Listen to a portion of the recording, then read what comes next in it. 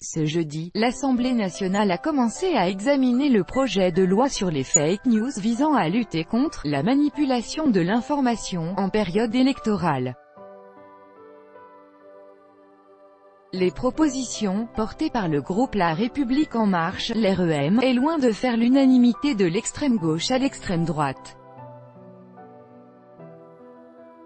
Pour Marine Le Pen (FN), il s'agit d'un texte liberticide. Pour Christian Jacob, LR, le dispositif relève de la police de la pensée, tandis que Jean-Luc Mélenchon, LFI, parle de grossière tentative de contrôle de l'information, selon Jean-Luc Mélenchon, et ce ne sont là que 3 exemples parmi de nombreux autres critiques.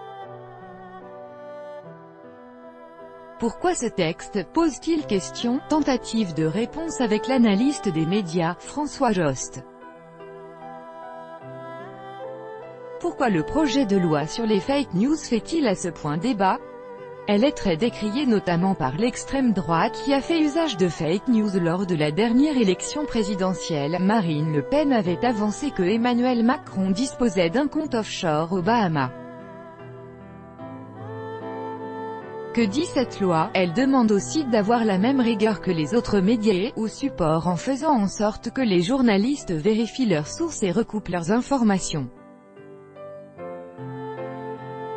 S'ils ne font pas ce travail éditorial, ils encourent des sanctions. Ils ne pourront plus se laver les mains de donner la parole à n'importe qui. Il y a sur Internet une sorte de course de vitesse qui pousse certains à ne pas prendre soin de vérifier ce qu'ils avancent, comme on l'a vu récemment avec le journaliste russe qui simulait sa mort pour prétendument déjouer une tentative d'assassinat. La loi sur la liberté de la presse de 1881 met en garde contre la diffusion des nouvelles fausses. N'est-elle pas suffisante? C'est une manière de réactualiser le texte de 1881 rédigé dans une situation de guerre, un contexte donc bien différent d'aujourd'hui.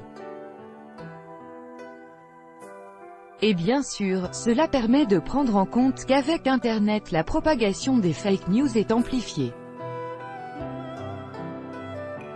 Cette loi est donc, selon vous, positive? La question qui se pose, c'est, pourquoi l'application de cette loi se réduirait-elle aux périodes électorales? On peut comprendre les raisons puisqu'Emmanuel Macron en a été victime et il a donc des motivations personnelles pour s'attaquer à ce sujet. Mais avancer ainsi qu'il est possible de dire n'importe quoi à une certaine période et non à une autre est absurde.